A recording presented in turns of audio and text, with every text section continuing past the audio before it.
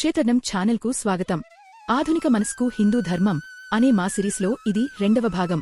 ఈ సిరీస్లో నేటి తరానికి తరచుగా మనసులో కలిగే ప్రశ్నలను పరిశీలిస్తాము. దేవుడు, దేవాలయాలు, భక్తి, అంతరంగ శాంతి మరియు సనాతన ధర్మం యొక్క లోతైన అర్థం గురించి ప్రశ్నలు. స్వామి వివేకానందుల శక్తివంతమైన ఆలోచనల స్ఫూర్తితో ప్రతి అంశాన్ని 5 భాషల్లో ఆంగ్లం, తమిళం, తెలుగు, కన్నడ, హిందీ అందిస్తాము. ప్రతిరోజు ఉదయం ఆ అంశానికి సంబంధించిన చిన్న యూట్యూబ్ షార్ట్స్ సారాంశాన్ని పంచుకుంటాము. తర్వాత రాత్రి పూర్తి వీడియోను అందిస్తాము. మొదటి భాగంలో మనం ఒక శాశ్వతమైన ప్రశ్నను ఆలోచించాము. దేవుడు ఉన్నాడా? ఈరోజు ఆధునిక మనసు తరచుగా అడిగే మరో ప్రశ్నవైపు సాగుదాం. హిందూ ధర్మంలో ఎందుకు ఇన్ని దేవతలు ఉన్నారు? ఏదైనా హిందూ ఇంట్లోకి లేదా దేవాలయంలోకి అడుగుపెడితే మనం ఆశ్చర్యపరిచే ఎన్నో దివ్య రూపాలను చూస్తాము. కొన్ని ఉగ్రంగా ఉంటాయి, కొన్ని సౌమ్యంగా ఉంటాయి, కొన్ని ఆయుధాలను ధరించి ఉంటాయి, మరికొన్ని వేణువు వాయిస్తూ ఉంటాయి. ఒక సంశయవాదికి ఇది గందరగోళంలా లేదా పురాణ కథలలా కనిపించవచ్చు. కాని స్వామి వివేకానందులకు ఇది గందరగోళం కాదు. ఇది సనాతన ధర్మం యొక్క మహిమ. ఈ అనేక రూపాలను మానవ హృదయం అనంత దైవాన్ని చేరుకునే అనేక మార్గాలుగా ఆయన చూశారు. వివేకానందులు అందంగా చెప్పినట్లు హిందువులు ప్రతిదానిలో దేవుణ్ణి చూస్తారు. ప్రతి రూపం ఒక చిహ్నం, ఒక ద్వారం, అనంతత్వం వైపు ఒక మెట్టు. స్వామిజీ ఒకసారి అన్నారు, వ్యక్తిగత దేవుడు అనేది మనసు అనే ప్రిజం ద్వారా కనిపించే అనంత సత్వమే. సూర్యకాంతిని ఆలోచించండి. అది స్వచ్ఛంగా, తెల్లగా ఉంటుంది. కాని ఆ కాంతి ఒక ప్రిజం మీద పడినప్పుడు అది 7 అందమైన రంగులుగా విడిపోతుంది. ఎరుపు కాంతి నీలం కాంతికి భిన్నమా? రూపంలో అవును, కాని సారంలో 2 సూర్యుని కాంతియే. హిందూ ధర్మం అర్థం చేసుకున్న విషయం ఏమిటంటే ఏ 2 మానవ మనసులు ఒకేలా ఉండవు. మీ స్వభావం, మీ గతం, మీ భావోద్వేగాలు ఇవే మీ ప్రిజం. ఒకరికి దేవుడు రక్షించే తండ్రి, మరొకరికి కరుణామయి తల్లి, ఇంకొకరికి ఆటప్తలతో కూడిన స్నేహితుడు లేదా నిశ్శబ్దమైన నిరాకార శక్తి. స్వామిజీ మనకు బోధించినది ఏమిటంటే అందరినీ ఒకే రంగు లోకి బలవంతంగా నెట్టాల్సిన అవసరం లేదు. దాని బదులు హిందూ ధర్మం చెబుతుంది, మీ ఆత్మను వెలిగించే రంగును ఎంచుకోండి. ఇదే ఇష్టదేవత భావన, మనం ఎంచుకున్న ఆరాధ్య దైవం. వైవిధ్యంలో ఏకత్వాన్ని అర్థం చేసుకోవడానికి స్వామిజీ చక్కెర బొమ్మల ఉదాహరణ ఇచ్చారు. ఒక మార్కెట్లో పూర్తిగా చక్కెరతో చేసిన జంతువులు అమ్ముతున్నాయని ఊహించండి. ఒక చక్కెర ఏనుగు, ఒక చక్కెర గుర్రం, ఒక చక్కెర గొర్రెపిల్ల. ఒక చిన్నవాడు ఏనుగు గొప్పగా కనిపిస్తుందని దానికోసం పట్టుబడవచ్చు. మరొకరు గొర్రెపిల్ల మధురంగా కనిపిస్తుందని దాన్ని కోరుకోవచ్చు. కాని ఒక పెద్దవాడు తెలుసుకుంటాడు, అవన్నీ ఒకే చక్కెరతో తయారయ్యాయి. మీరు ఏనుగు చెవిని కొరికినా, గొర్రెపిల్ల తోకను కొరికినా రుచి ఒకటే. అదేవిధంగా శివుని మాధుర్యం విష్ణువు లేదా దేవి యొక్క మాధుర్యంతో సమానమే. రూపాలు మన ఆనందం కోసం, సారం మన విముక్తి కోసం. స్వామిజీ తరచుగా ఒక చెట్టుపై నివసించిన ఆసరవెల్లి గురించి ఒక ఉపమానాన్ని చెప్పేవారు. ఒక మనిషి దాన్ని ఎరుపుగా చూశాడు, మరొకరు నీలంగా చూశాడు, మూడవవాడు ఆకుపచ్చగా చూశాడు. ఎవరు సరిగ్గా చూశారో అని వారు గొడవపడ్డారు. ఆ చెట్టు క్రింద నివసించే 4వ వ్యక్తి నవ్వుతూ చెప్పాడు, మీ అందరూ సరిగ్గానే ఉన్నారు. అది ఎరుపు, అది నీలం, అది ఆకుపచ్చ. కొన్నిసార్లు దానికి రంగే ఉండదు. దేవునికి రూపం ఉంది, సగుణం. దేవుడు నిరాకారుడు, నిర్గుణం. హిందూ ధర్మంలోని ప్రతి దేవత అదే అనంత కాంతి యొక్క భిన్నమైన రంగు. అమెరికాలో హిందువులకు ఎందుకు ఇన్ని దేవతలు ఉన్నారు అని అడిగినప్పుడు వివేకానందులు ఇలా సమాధానమిచ్చారు, మీ దగ్గర ఒకే వ్యక్తి యొక్క అనేక రూపాలు ఉండవా? ఫోటోలు, చిత్రపటాలు, విగ్రహాలు ప్రతి ఒక్కటి అదే వ్యక్తిని వేర్వేరు విధంగా సూచిస్తుంది. అదేవిధంగా అనేక దేవతలు ఒకే దైవాన్ని సూచిస్తాయి. ఈ ఉపమానం పాశ్చాత్య ప్రేక్షకులకు హిందూ ఆలోచనను సులభంగా అర్థమయ్యేలా చేసింది. వివేకానందులు తరచుగా తమ గురువు శ్రీరామకృష్ణుల నుండి వచ్చిన ఈ కథను పునరావృతం చేసేవారు. ఒక మనిషి ఒక గదిలో అనేక దీపాలను వెలిగిస్తాడు.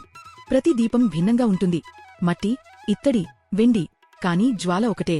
శ్రీరామకృష్ణులు అన్నారు, అలాగే అనేక దేవతలు, అవి భిన్నమైన రూపాలు, కాని లోపలి కాంతి ఒక్కటే. వివేకానందులు అన్నారు, వైవిధ్యం జీవన లక్షణం, ఏకరూపత మరణ లక్షణం. అందరికీ ఒకే విధమైన ఏకరీతి మతం అసాధ్యం మాత్రమే కాదు, అవసరమూ కాదని ఆయన వివరించారు. స్వామిజీ మరోసారి ఇలా చెప్పారు, వ్యక్తిగత దేవుడు అనేది మనసు అనే ప్రిజం ద్వారా కనిపించే అనంత సత్వమే. మీరు నీళ్లు తేవడానికి నదికి వెళితే మీ దగ్గర ఒక కప్పు ఉంటే మీకు కప్పు నిండా నీరు వస్తుంది. మీ దగ్గర ఒక కుండ ఉంటే మీకు కుండ నిండా నీరు వస్తుంది. నీరు ప్రతి సందర్భంలో ఒకటే, కాని అది తీసుకునే ఆకారం పాత్రపై ఆధారపడి ఉంటుంది. సముద్రం మరియు దాని అలలు. వివేకానందులు దీన్ని అందంగా వివరించారు. సముద్రం ఎన్నో అలలుగా కనిపించినట్లే ఒకే దేవుడు అనేక రూపాలుగా కనిపిస్తాడు. అనేక దేవతలు వేర్వేరు సత్యాలు కావు. అవి అదే చైతన్య సముద్రం నుండి పైకి లేచే అలలు, ఒకే అనంత బ్రహ్మం యొక్క భిన్నమైన వ్యక్తీకరణలు. సాహిత్యంలో నోబెల్ బహుమతి గ్రహీత జార్జ్ బెర్నార్డ్ షా అన్నారు, మొదటి చూపులో దేవతల సంఖ్య ఎక్కువగా కనిపించడం ఆశ్చర్యానికి గురిచేస్తుంది. కాని త్వరలోనే అవన్నీ అదే ఒక దేవుని రూపాలేనని తెలుసుకుంటారు. వ్యక్తీకరణకు అతీతమైన ఒక పరమదేవుడు ఎల్లప్పుడూ ఉంటాడు. ఆ పరమాత్మ అన్ని సాధ్యమైన దేవరూపాలను తనలో కలుపుకుంటుంది కాబట్టి హిందూ ధర్మం ప్రపంచంలో అత్యంత సహనశీలమైన మతంగా నిలుస్తుంది. నిజానికి హిందూ ధర్మం అంత విశాలమైనది, అంత సూక్ష్మమైనది. లోతైన తత్వవేత్త అయినా, సాధారణ విగ్రహారాధకుడైనా ఇద్దరూ అందులో తమ స్థానం పొందగలరు. అద్వైతం, ద్వైతం లేని తత్వం యొక్క పితామహుడు ఆది శంకరాచార్యులు వివరించారు. పరమ సత్యం అయిన బ్రహ్మం నిరాకారమైనది, గుణరహితమైనది అయినప్పటికీ మానవ మనసు అనంతాన్ని గ్రహించడానికి కష్టపడుతుంది. అందువల్ల భక్తుడికి సహాయం చేయడానికి బ్రహ్మం ఈశ్వరుడిగా, గుణాలతో కూడిన వ్యక్తిగత దేవుడిగా లేదా సగుణ రూపంగా ప్రత్యక్షమవుతుంది. విశ్వరక్షణ కోసం మరియు భక్తుల కొరకు జన్మలేని బ్రహ్మం ఒక రూపాన్ని తీసుకున్నట్లు కనిపిస్తుంది. శ్రీ అరవిందులు అనేక దేవతలను దైవం యొక్క శక్తులు మరియు వ్యక్తిత్వాలుగా చూశారు. దేవునికి ఒకే సంకుచిత నిర్వచనం ఇవ్వడానికి విశ్వం చాలా సంక్లిష్టమైనదని ఆయన సూచించారు. ఒకే బంగారంతో ఎన్నో ఆకారాల ఆభరణాలు తయారవుతాయి. అలాగే ఒకే దేవుడు ఎన్నో పేర్లతో, ఎన్నో రూపాలతో ఆరాధించబడతాడు. కుమ్మరి దుకాణంలో ఎన్నో ఆకారాల పాత్రలు ఉంటాయి, కుండలు, జాడీలు, పళ్ళెములు, పాత్రలు. కాని అవన్నీ ఒకే మట్టితో తయారవుతాయి. అలాగే దేవుడు ఒక్కడే, కాని వేర్వేరు యుగాల్లో, వేర్వేరు ప్రాంతాల్లో, వేర్వేరు పేర్లతో, వేర్వేరు రూపాలతో ఆరాధించబడతాడు. నదులుగా మనం ప్రతి ఒక్కరం వేర్వేరుగా కనిపిస్తాము. కాని సముద్రాన్ని చేరిన తరువాత మన నది అనే ప్రత్యేక గుర్తింపును కోల్పోతాము. అప్పుడు మనం వేర్వేరు నదులు కాదు, ఒకే సముద్రంలో కలిసిపోతాము. శ్రీరామకృష్ణుల వాక్యామృతంలో ఆయన అనేక దేవరూపాలను ఒకే ఇంటికి ఉన్న అనేక ద్వారాలతో పోల్చారు. ఆమెను మీకు నచ్చిన ఏ పేరుతోనైనా పిలవండి, దుర్గా, కాళీ, శివ, విష్ణు లేదా క్రీస్తు, స్పందించేది మాత్రం అదే ఒక్క పరమ సత్యం. శ్రీరామకృష్ణులు చెప్పారు, దేవుడు ఒక్కడే, కాని ఆయనకు అనేక పేర్లు ఉన్నాయి. అదే సముద్రాన్ని పసిఫిక్, అట్లాంటిక్, ఆర్కిటిక్ అని వేర్వేరు పేర్లతో పిలిచినట్లే అదే దేవుడు శివుడు, విష్ణువు, దేవి, క్రీస్తు, అల్లా అని పిలువబడతాడు. స్వామి వివేకానందులు చెప్పారు, హిందువులు ఒకే దేవుని నమ్ముతారు. అయినా వారు అనేక దేవతలను ఆరాధిస్తారు. ఎందుకంటే వారు అదే అనంతదైవాన్ని వేర్వేరు రూపాల్లో చూస్తారు. మనసు చిన్నది, అది అనంతాన్ని సులభంగా గ్రహించలేడు. అందుకే దానికి ఒక చిహ్నం అవసరం. అందువల్ల మనం అనేక రూపాలను ఆరాధిస్తాము. వేర్వేరు పేర్లు, వేర్వేరు రూపాలు, ఇవన్నీ ఒకే దేవుని ఆలయంలోకి ఆత్మ ప్రవేశించే వేర్వేరు ద్వారాలు మాత్రమే. ఎందుకు ఇన్ని రూపాలు? మానసిక కారణం. ప్రతి ఒక్కరూ దేవునితో ఒకే విధంగా సంబంధం ఏర్పరచుకోలేరు. కొంతమందికి శక్తి కావాలి, వారు శివునితో అనుబంధం ఏర్పరచుకుంటారు. కొంతమందికి కరుణ కావాలి, వారు కృష్ణునితో అనుబంధం ఏర్పరచుకుంటారు. కొంతమందికి జ్ఞానం కావాలి, వారు సరస్వతీదేవిని ఆరాధిస్తారు. కొంతమందికి ధైర్యం కావాలి, వారు దుర్గాదేవిని ఆరాధిస్తారు. కొంతమందికి ఐశ్వర్యం కావాలి, వారు లక్ష్మీదేవిని ఆరాధిస్తారు. స్వామి వివేకానందులు చెప్పారు, ఒకే దేవుడిని అందరిపై బలవంతంగా రుద్దితే ప్రపంచంలోని సగం మంది దేవుని నుండి దూరమైపోతారు. హిందూ ధర్మం ఈ సమస్యను అద్భుతంగా పరిష్కరిస్తుంది. మీ హృదయాన్ని తాకే రూపాన్ని ఎంచుకోండి. వివేకానందుల మంచు మరియు నీటి ఉపమానం. స్వామిజీ వివరించారు, దేవుడు నీటి వంటివాడు, నిరాకారుడు. కాని మన మనసు అనే చలిలో ఆయన మంచు రూపం దాల్చుతాడు. శివుడు, కృష్ణుడు, దుర్గా, ఇవన్నీ అదే అనంత దైవం యొక్క రూపాలు మాత్రమే. హృదయం వేడెక్కినప్పుడు ఆ మంచు కరుగుతుంది. అప్పుడు మనం గ్రహిస్తాము, అన్నీ దేవతలు ఒక్కటే. ఆధునిక శాస్త్రీయ ఉపమానం. ఒకే తెల్లని కాంతి 7 రంగులుగా విడిపోయినా అది అదే కాంతిగానే ఉంటుంది. అలాగే ఒకే బ్రహ్మం అనేక దేవతలుగా కనిపించినా అది అదే అనంత చైతన్యంగానే ఉంటుంది. వివేకానందులు తరచుగా సముద్రం అనే ఉపమానాన్ని ఉపయోగించారు. సముద్రం అనేక అలలుగా కనిపించినట్లే ఒకే దేవుడు అనేక రూపాలుగా కనిపిస్తాడు. ఈ ఉపమానం ద్వారా శ్రోతలు అర్థం చేసుకున్నారు, అనేక దేవతలు వేర్వేరు సత్యాలు కావు, అవి అదే అనంత చైతన్యం యొక్క వ్యక్తీకరణలు. స్వామి వివేకానందులు ఒకసారి అన్నారు, అనంతాన్ని పరిమితమైన మనసు పూర్తిగా గ్రహించలేడు. అయినా మనం దాన్ని చేరుకోవడానికి ప్రయత్నించాలి. ఆకాశాన్ని చూడండి, ఈ విశ్వం అంత విస్తారమైనది. దానిలోని నక్షత్రాలను లెక్కించడం అంటే భూమిపై ఉన్న ప్రతి సముద్ర తీరంలోని ప్రతి ఇసుక రేణువును లెక్కించటంలాంటిది. మన పాలపుంత గెలాక్సీలోనే దాదాపు 100 బిలియన్ నుండి 400 బిలియన్ నక్షత్రాలు ఉన్నాయి. మనకు కనిపించే విశ్వంలో దాదాపు 2 ట్రిలియన్ గెలాక్సీలు ఉండవచ్చని శాస్త్రవేత్తలు అంచనా వేస్తున్నారు. మొత్తం చూస్తే దాదాపు 1 సెప్టిలియన్ నక్షత్రాలు ఉండవచ్చని అంచనా. అంటే 1 తర్వాత 24 సున్నాలు. మన సూర్యుడే అంత పెద్దవాడు. దాదాపు 13 లక్షల భూములు అతని లోపల ఇమిడిపోతాయి. సూర్యుని మధ్యభాగంలో దాదాపు 15 మిలియన్ డిగ్రీల సెల్సియస్ ఉష్ణోగ్రత వద్ద అణు సంలయనం ద్వారా శక్తి ఉత్పత్తి అవుతుంది. అతను ప్రతి క్షణం ఉత్పత్తి చేసే శక్తి మానవ నాగరికతను వేల సంవత్సరాలు నడిపించగలంతటి శక్తి. అయితే మన సూర్యుడు ఒక గెలాక్సీలోని బిలియన్ల నక్షత్రాలలో ఒక్క నక్షత్రం మాత్రమే. మన గెలాక్సీ కూడా ట్రిలియన్ల గెలాక్సీలలో ఒక్కటి మాత్రమే. మనకు తెలిసిన అత్యంత దూర నక్షత్రాలలో ఒకటైన ఎరెండెల్ భూమి నుండి బిలియన్ల కాంతి సంవత్సరాల దూరంలో ఉంది. ఒక కాంతి సంవత్సరం అంటే దాదాపు 9.46 ట్రిలియన్ కిలోమీటర్లు. ఈ విస్తారాన్ని మనం ఆలోచించినప్పుడు మనసు నిశ్శబ్దమవుతుంది. సృష్టి యొక్క ఎలా మరియు ఎందుకు అనే ప్రశ్నలు మనల్ని మెల్లగా భౌతిక శాస్త్రాన్ని దాటి దైవం వైపు తీసుకువెళ్తాయి. ఇప్పుడు భూమిపై జీవాన్ని చూడండి. లక్షలాది జీవజాతులు ఉన్నాయి. మానవ శరీరమే ఒక అద్భుతం. మెదడు, గుండె, ఊపిరితిత్తులు, కాలేయం, రక్తం, డిఎన్ఏ, వేలిముద్రలు ప్రతి ఒక్కటి ఆశ్చర్యపరిచే ఖచ్చితత్వంతో పనిచేస్తుంది. మనం జీవాన్ని అధ్యయనం చేయగలం, జీవాన్ని కాపాడగలం, జీవాన్ని పొడిగించగలం. కాని దాన్ని నిజంగా నిలబెట్టే ఆ రహస్యమైన శక్తిని మాత్రం మనం ఇంకా సృష్టించలేం. ఈ విశ్వరహస్యాన్ని అర్థం చేసుకోవడానికి హిందూ ధర్మం దైవం యొక్క 3 పవిత్ర చలనాలను వెల్లడించింది: సృష్టి, బ్రహ్మస్థితి, విష్ణు లయం లేదా పరివర్తన, శివుడు. వీరే త్రిమూర్తులు. కాని ఈ ముగ్గురు వెనుక ఉన్నది దైవిక శక్తి. శక్తి ఎందుకు దేవి? ఎందుకంటే సృష్టి, ప్రేమ, రక్షణ, పోషణ, మార్గదర్శకత్వం ఇవన్నీ తల్లి రూపం కంటే అందంగా మరే రూపం వ్యక్తపరచలేడు. తల్లి జీవాన్ని సృష్టిస్తుంది, దాన్ని పోషిస్తుంది, దాన్ని రక్షిస్తుంది, దానికి దారి చూపిస్తుంది.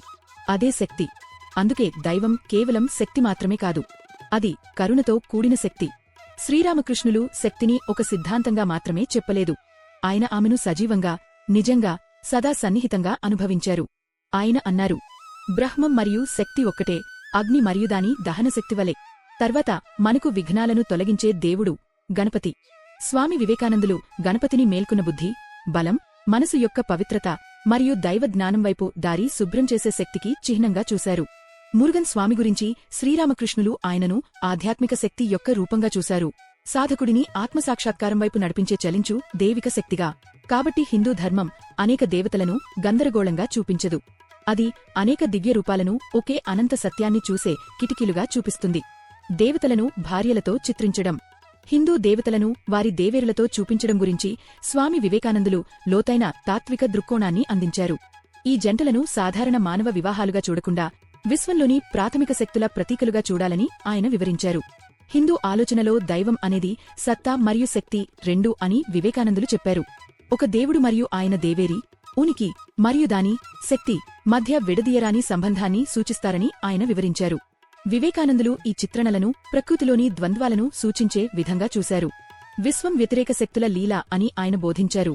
ధనాత్మక మరియు ఉనాత్మక, పురుష మరియు స్త్రీ, సంభావ్య శక్తి మరియు చలిత శక్తి. దేవతలను దేవేరులతో చిత్రించడం ద్వారా ప్రాచీన ఋషులు పూర్ణ సత్యం ఈ శక్తుల సమతుల్యమని చూపించారు. సరస్వతి మరియు బ్రహ్మ, జ్ఞానం, సృష్టికర్త అయిన బ్రహ్మ యొక్క శక్తి. లక్ష్మి మరియు విష్ణు, స్థితి మరియు పోషణకు, విష్ణువుకు ఐశ్వర్యం మరియు వనరులు, లక్ష్మి అవసరం. వివేకానందుల దృష్టిలో ఇవి దేవతల వివాహ కథలు కాదు, ఇవి సృష్టికర్త మరియు సృష్టి అంటే శక్తి ఒక్కటేనని బోధించే దుస్య భాష. దేవుడిని చూడటం అంటే సామర్థ్యాన్ని చూడటం, దేవేరిని చూడటం అంటే ఆ శక్తి విశ్వమంతటా కార్యరూపంలో కనిపించడాన్ని చూడటం. మురుగన్ స్వామి యొక్క ఇద్దరు దేవేరులు ఆత్మదైవాన్ని చేరుకునే 2 మార్గాలను సూచిస్తారు. దేవయానే దైవిక మార్గం క్రియాశక్తిని సూచిస్తుంది, కార్యం, సంప్రదాయం, ఆచారం యొక్క శక్తి. వల్లి భూమికి దగ్గరైన మార్గం ఇచ్ఛాశక్తిని సూచిస్తుంది, సంకల్పం, భావోద్వేగం, స్వచ్ఛమైన సహజ ప్రేమ యొక్క శక్తి. రుక్మిణి ధర్మం మరియు కృప, ఆమెను లక్ష్మీదేవి అవతారంగా భావిస్తారు, ఆమె సంపూర్ణ శరణాగతిని సూచిస్తుంది. సత్యభామ లోకశక్తి, ఆమె భౌతిక ప్రపంచం మరియు ఆధిపత్యాన్ని సూచిస్తుంది. పార్వతీదేవితో కూడిన శివుని రూపం విశ్వశక్తుల అసలైన ఐక్యాన్ని సూచిస్తుంది. శివుడు పురుషుడు, శుద్ధ చైతన్యం, స్థిరమైన పురుషతత్వం. అయితే పార్వతి ప్రకృతి, ఆదిమశక్తి, చలించే స్త్రీ తత్వం. సూర్యుడు, అగ్ని, వాయువు, భూమి మొదలైన వాటి ఆరాధన. హిందువులు సూర్యుడు, అగ్ని, వాయువు, భూమిని ఆరాధించడం ప్రకృతినే దేవుడిగా భావించి కాదు, సమస్త జీవానికి ప్రాణమైన కనిపించని ఒకే దేవుని మొదటి కనిపించే చిహ్నాలుగా ప్రకృతిని ఉపయోగించడానికే. వివేకానందులు చెప్పారు, అత్యంత ప్రాచీన జాతులకు వేర్వేరు దేవతలు ఉన్నారు: సూర్యుడు, భూమి, అగ్ని, నీరు. వేదాలలో అగ్ని, వాయు, వరుణ మొదలైన పేర్లు అన్నీ ప్రకృతిలోని వేర్వేరు శక్తులుగా వ్యక్తమైన ఒకే దేవుని పేర్లు. అనంతమైన నిరాకారమైన బ్రహ్మాన్ని మానవ మనసు వెంటనే సులభంగా గ్రహించలేదని వివేకానందులు వివరించారు. అందుకే మనకు ఒక మెట్టు అవసరం. సూర్యుడు భూమికి సమస్త శక్తిమూలం. సూర్యుడు బయట కనిపించే కాంతి మాత్రమే కాదు, మనలోని అంతర్గత సూర్యుడు బుద్ధి యొక్క బాహ్య ప్రతీక కూడా. సూర్యుడు కాంతిని ఇస్తాడు, శక్తిని ఇస్తాడు. వివేకానందులు చెప్పినట్లు సూర్యుని కాంతితో ప్రారంభించి చివరికి ఆత్మ కాంతిని కనుగొనాలి. అగ్ని శుద్ధి చేస్తుంది, మారుస్తుంది. అజ్ఞానాన్ని దహించే జ్ఞానాగ్నికి భౌతిక ప్రతీకగా వివేకానందులు అగ్నిని చూశారు. శ్రీరామకృష్ణులు జోడించారు, అగ్ని బంగారాన్ని శుద్ధి చేసినట్లే భక్తి అనే అగ్ని హృదయాన్ని శుద్ధి చేస్తుంది. ఆధునిక భౌతిక శాస్త్రం చెప్పకముందే యుషులు పదార్థం నాశనం కాదనే సత్యాన్ని గ్రహించారని వివేకానందులు తరచుగా సూచించారు. భూమి తల్లి స్వరూపం, జీవానికి సహనంతో ఆధారమిచ్చే తల్లి పదార్థం. వివేకానందులు భూమిని స్థిరత్వం, పోషణ, ఉనికి యొక్క ఆధారంగా చూశారు. శ్రీరామకృష్ణులు భూమిని అనంత సహనంతో మనల్ని మోసే దైవమాతగా చూశారు. మన శరీరాలు భూమి నుండి అప్పుగా తీసుకున్నవి చివరికి భూమికే తిరిగి వెళ్తాయి. అందుకే మనం భూమిని ఆరాధిస్తాము. వాయువు ప్రాణశక్తిని మోస్తుంది. వాయువును ఆరాధించడం అంటే జీవాన్ని నిలబెట్టే కనిపించని శక్తిని గుర్తించడం. వివేకానందులు దాన్ని ప్రాణంగా వివరించారు, సమస్త జీవులను కలిపే జీవశక్తిగా. శ్రీరామకృష్ణులు చిరునవ్వుతో అన్నారు, దేవుని కృప అనే గాలి ఎప్పుడూ వీస్తూనే ఉంటుంది. దాన్ని అందుకోవాలంటే మీరు మీ తెరచాపను విప్పాలి. శ్రీరామకృష్ణులు బోధించారు, దేవునిపై విశ్వాసం ఉన్నంతకాలం మీరు ప్రతిదానిలో ఆయనను చూస్తారు. ఆయన దృష్టిలో సూర్యుడు లేదా అగ్నిని ఆరాధించడం మూఢనమ్మకం కాదు, జీవాన్ని నిలబెట్టే శక్తుల్లో దేవుని సన్నిధిని గుర్తించే పవిత్ర మార్గం. నిరాకార బ్రహ్మాన్ని చేరుకోవడానికి మానవ మనస్కు రూపాలు, చిహ్నాలు అవసరమని శ్రీరామకృష్ణులు వివరించారు. ఒక చిన్నవాడు కవిత్వం చదివే ముందు అక్షరాలు నేర్చుకున్నట్లే భక్తులు అనంతాన్ని గ్రహించే ముందు సూర్యుడు, అగ్ని, వాయువు, భూమి వంటి కనిపించే రూపాల ద్వారా ప్రారంభిస్తారు. నవగ్రహ ఆరాధన. నవగ్రహాలు కేవలం ఖగోళ గ్రహాలు మాత్రమే కావు. అవి కర్మ, ఫలితాల ద్వారపాలకులుగా చూడబడతాయి. అవి మన విధిని సృష్టించవు, కాని మన గత కర్మల ఫలితాలు మనకు చేరే విధానంగా పనిచేస్తాయి. వివేకానందుల సందేశం స్పష్టంగా ఉంది. మతంలోని వైవిధ్యం బలహీనత కాదు, అది బలం. ఆధునిక శాస్త్రం చెబుతుంది, వేర్వేరు తరంగదైర్ఘ్యాలు అన్నీ ఒకే విద్యుచ్చుంబక వర్ణపటానికి చెందినవి. అదేవిధంగా హిందూ ధర్మంలోని అనేక దేవతలు అనేవి ఒకే దైవిక సత్యం యొక్క వేర్వేరు తరంగాలు మాత్రమే. ప్రతి మనిషి హృదయం అనే ప్రత్యేక రేడియోకు తగిన విధంగా సర్దుబాటు అయినవి. ఆధునిక మనస్కు స్వామి వివేకానందుల సందేశం, అది సంపూర్ణ స్వేచ్ఛ యొక్క సందేశం. మీరు ఒక పెట్టెలో సరిపోవాల్సిన అవసరం లేదు. మీరు ఆలోచించే వ్యక్తి అయితే నిరాకారాన్ని అన్వేషించండి. మీరు ప్రేమించే వ్యక్తి అయితే సౌందర్యమేమైన దైవాన్ని అన్వేషించండి. మీరు కార్యశీలి అయితే కార్యంలో దైవాన్ని అన్వేషించండి. ఆయన ప్రసిద్ధిగా చెప్పారు, వైవిధ్యం జీవన లక్షణం, ఏకరూపత మరణ లక్షణం. కాబట్టి హిందూ ధర్మంలో దైవం యొక్క అనేక ముఖాలను మీరు మరుసటిసారి చూసినప్పుడు విభజనను చూడకండి.